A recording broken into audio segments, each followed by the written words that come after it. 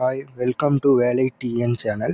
இன்றைக்கி நம்ம வீடியோவில் என்ன பார்க்க இருக்கோம்னு பார்த்தீங்கன்னா, டிஎன்பிஎஸ்சி ஓஎம்ஆர் ஷீட் விடைத்தாள்களை வெளியிடணுன்ட்டு உச்சநீதிமன்றம் ஒரு கோர்ட் தீர்ப்பு வெளியிட்டிருக்கு.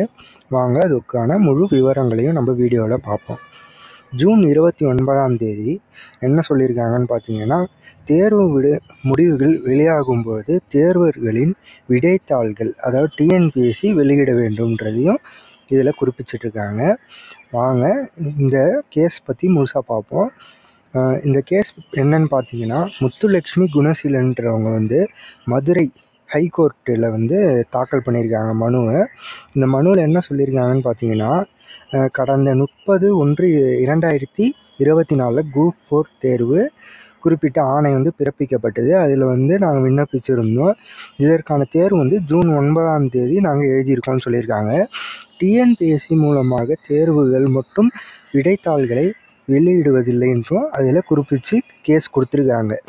ஏற்கனவே தேர்வு முடிவுகளை அறிவித்து செய்யப்பட்டிருந்தாலும் அதற்கான விடைத்தாள்களை எப்பயுமே இவங்க வெளியிட்டதே கிடையாது.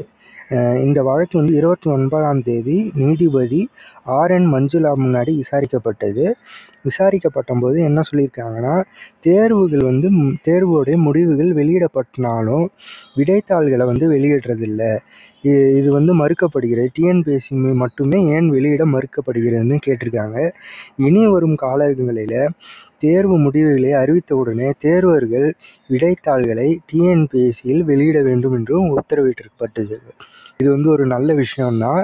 இப்போ தேர்வு நடைமுறையில் இருக்கும்பொழுது வெளியிடும்போது, அதாவது தேர்வு வெளியிடும்பொழுது குளறுபடிகள் பல நடக்குது. ஒவ்வொரு தடையும் கேஸ் போட்டுட்டு அதுக்கு ஸ்டே ஆர்டர் வாங்கிட்டு இருக்காங்க.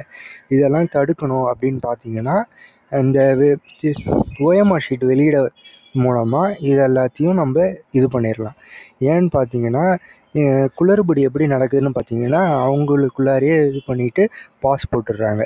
நம்ம இப்போ ஒரு ஆன்சர் கீயோ ஏதாவது செக் பண்ணணும்னு பார்த்தீங்கன்னா, இப்போ ஃபஸ்ட்டு கொஸ்டின் செகண்ட் கொஸ்டின் இப்படி இருக்கும். ஆனால் அப்படி இருக்காது.